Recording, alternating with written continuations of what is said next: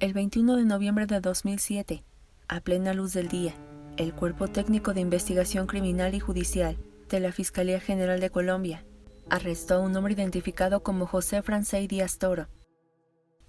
El sujeto en todo momento permaneció en silencio, y esto hizo que su culpabilidad fuera evidente. ¿Pero qué había hecho este hombre? Y para conocer la respuesta es necesario retroceder 9 meses antes de su arresto. Cerca de un cafetal, a orillas del río Guática, se hallaron los cuerpos de una mujer y una niña, que fueron asesinadas con golpes contundentes en la cabeza, empacadas en costales y rociadas con gasolina, y de acuerdo con su necropsia, los cuerpos tenían de 48 a 52 horas en el lugar. Un hecho atroz, consideraban las autoridades, y fue gracias a un negativo fotográfico, que por suerte no ardió con los cuerpos y con los otros objetos personales, que reveló la imagen de Díaz Toro junto a una mujer. El arresto por el doble homicidio comenzó a hacer eco en el municipio, así que los curiosos se acercaron para conocer al perpetrador, y su piel se erizó cuando vieron que a quien llevaban esposado era nada más y nada menos que el sacerdote de Mistrató. En la mañana del 15 de febrero, un hombre caminó por un sitio desolado, pues este lo conduciría más rápido a su destino. De pronto, su mirada se enfocó en dos cuerpos calcinados que se encontraban cerca del río Guática. El hombre no supo qué hacer. Su reacción fue correr a la carretera, detuvo al primer auto que pasó, y le contó lo que vio. La información llegó a las oficinas del Cuerpo Técnico de Investigación Criminal y Judicial, quienes inmediatamente acudieron al sitio, pero les resultó imposible identificar a las víctimas, pues el fuego casi las había consumido. Tras enviar los cuerpos calcinados al Centro de Antropología Forense de Bogotá, se determinó que pertenecían a una mujer de entre 30 y 35 años y a una niña de aproximadamente 5 o 7 años de edad. Ambas fueron golpeadas en la cabeza y debido a su estado, era imposible identificarlas. Volviendo al lugar de los hechos, los investigadores comenzaron con el levantamiento de pruebas y en el proceso dieron con un rosario y un pendiente, pero no sería lo único que hallaron. A tan solo unos metros dieron con unos negativos. En el primero apareció una mujer y en otro un hombre. En dos más había paisajes panorámicos, pero hasta ese momento no se podía esclarecer dónde era, y lo más importante, quiénes eran estas personas. Días más tarde, uno de los investigadores se encontraba leyendo el periódico, y una nota llamó su atención. Madre e hija siguen desaparecidas. El hombre leyó la nota de principio a fin. En ella detallaba que María del Carmen Arango Carmona, de 32 años, y María Camila Díaz Arango, de 7, estaban desaparecidas desde el 12 de febrero del año 2007, y que la última vez que fueron vistas se encontraban en el municipio de Mistrató, acompañadas por José Francey Díaz Toro, el párroco local. Como no había suficientes pruebas para culpar a alguien específico, se acercaron a la persona que denunció su desaparición, Héctor Fabio Carmona, hermano de María del Carmen, quien fue interrogado y llevado a identificar los objetos encontrados en la escena del crimen. Y aunque fue impactante este momento para Héctor, reconoció las pertenencias y dijo textualmente: «Eran de mi hermana». Asimismo revisó los negativos y aclaró que quienes aparecían en ellos eran su hermana y el sacerdote del municipio. Como parte del protocolo, y para evitar cabos sueltos, el Instituto de Medicinas Legal solicitó al Cuerpo Técnico de Investigación Criminal una muestra de sangre de Héctor, para compararlo con el de María del Carmen y de María Camila, y en ellos se especificó que las muestras de ADN coincidían con el de las occisas. Ahora era el momento de investigar a profundidad, pero las respuestas llegarían más pronto de lo que imaginaron, pues Héctor se sinceró y les contó que su hermana sostenía una relación amorosa en secreto con el sacerdote José Francey Díaz Toro, y producto de este romance, habían concebido a María Camila. Este secreto solo era conocido por la familia de María del Carmen, y Héctor contó que el día 7 de febrero lo había ido a visitar como era costumbre, ya que el sacerdote mantenía a ambas viviendo en dos quebradas, y las recibía cada 15 días en la casa parroquial. Los pobladores jamás dudaron de él, le eran fiel a su palabra. Sin embargo, María del Carmen comenzó a sospechar que el sacerdote le era infiel con una joven que mantenía viviendo en la casa cural, y sus sospechas no estaban alejadas de la realidad, pues en efecto, él frecuentaba a una jovencita. Ese mismo día, la mujer se comunicó con su familia y les contó lo que sus ojos habían visto, y que lo confrontaría. María del Carmen estaba furiosa, y tras finalizar la llamada no volvieron a saber de ella, ni de su hija. Angustiados al no volver a recibir alguna llamada, intentaron contactarla por teléfono, pero María del Carmen no contestó el celular. Los días pasaron y la incertidumbre creció, así que sus hermanos acudieron a la iglesia en donde estaba el sacerdote, pero él les dijo que el 12 de febrero, María del Carmen y su bebé habían salido de la casa cural y no supo más de ellas. Esto los confundió, y al no tener a quién más recurrir, acudieron a denunciar ambas desapariciones. Los investigadores quedaron perplejos ante las declaraciones que daba Héctor, hicieron sus cuestionamientos personales a un lado y se enfocaron en su relación secreta. La relación sentimental entre el cura y María del Carmen venía desde 1995, cuando José Francey Díaz Toro era párroco de la iglesia Buenos Aires Cauca, municipio de Colombia. En ese lugar, María del Carmen creció al lado de sus 10 hermanos, rodeada del amor de su madre, quien se hacía cargo al 100% de sus hijos. Pero la ausencia de la figura paterna comenzó a lastimar a María del Carmen, así que comenzó a frecuentar la iglesia local. Tenía 19 años y buscaba el refugio en alguien, y fue entonces que el párroco se acercó a ella, y no tardó mucho para que José Francey y María del Carmen se enamoraran. Nadie sospechaba de esta relación, pero cuando el sacerdote fue cambiado a una iglesia de pueblo rico, su madre y uno de sus hermanos no estuvieron de acuerdo cuando les comentó que se iría con él para vivir su historia de amor. La joven, por órdenes del sacerdote, fue instalada en Pereira. Ahí se veían una vez por semana, pero la joven comenzó a sentirse incómoda, pues ella buscaba una relación estable, algo que él no quería. Su relación, pese al disgusto de María del Carmen, continuó, y fruto de esto, 4 años más tarde, fueron padres de una nena que llamarían María Camila Díaz Arango. La noticia desde un principio fue una bomba para el sacerdote. Le exigió que acabara con ese embarazo, pues su cargo en esa iglesia o en cualquier otra peligraba. Pero ella se opuso, y angustiado porque fuera descubierto, tras el nacimiento de su hija en octubre del 2002, las envió a 2 Quebradas, un lugar donde no los conocían. Ahí se comportaban como una familia cualquiera, papá, mamá e hija. Pero en Mistrató y en Belén de Umbría, el cura hablaba de ellas como 2 personas a las que les estaba dando la mano, empleándolas en la casa cural. Esto fue creíble para algunas personas, pero quienes lo conocían sabían que este hombre les brindaba muchas más atenciones para ser sus empleadas.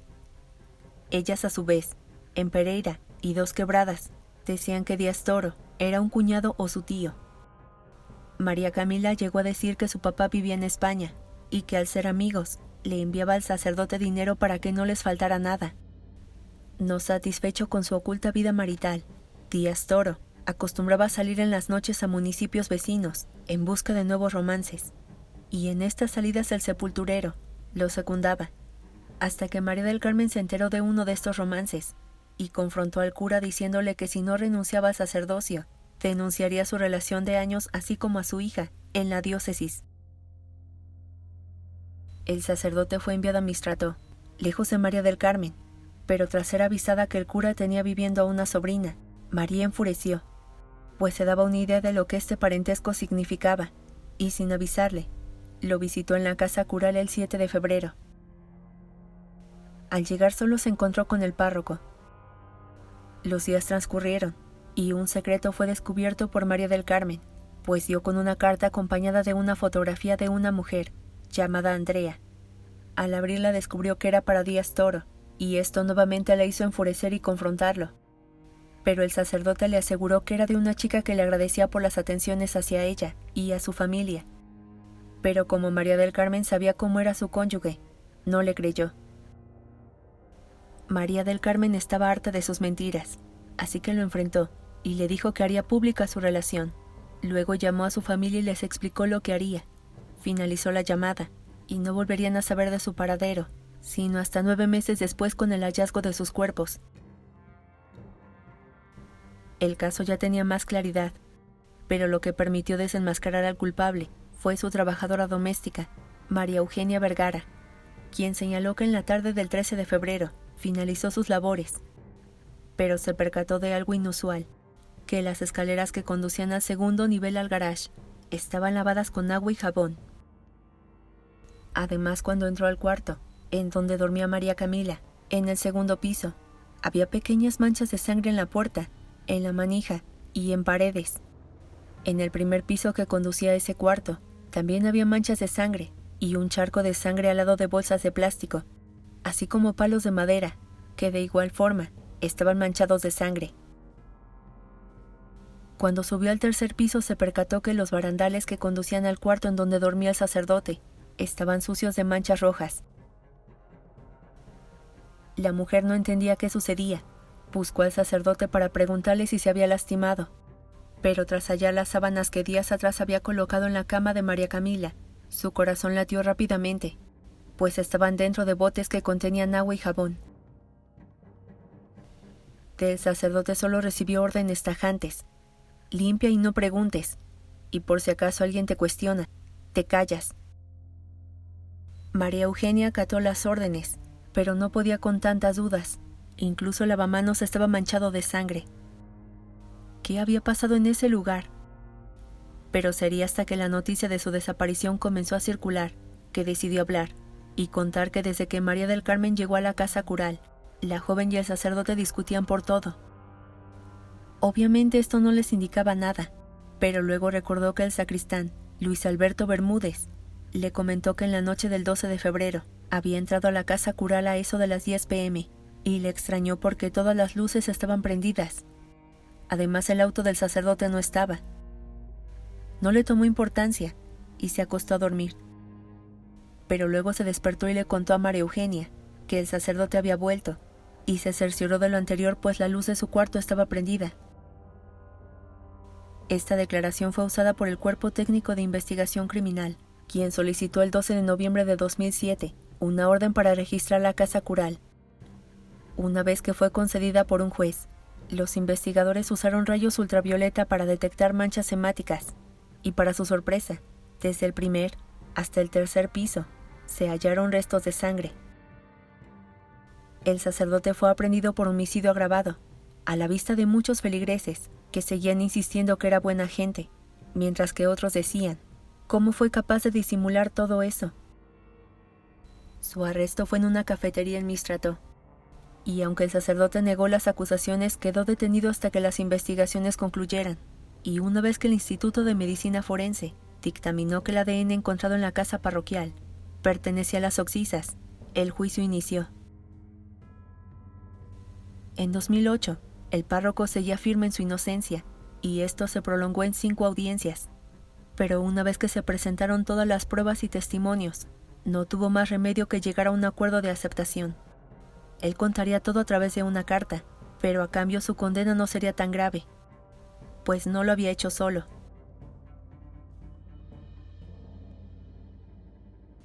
En esta carta, José Francey dijo que desde el 7 de febrero del 2007 se encontraba ansioso, preocupado, ya que María del Carmen cumpliría su promesa: desenmascararlo para que sus feligreses, el sacristán y su trabajadora doméstica se enteraran que tenía una relación sentimental y una hija en común.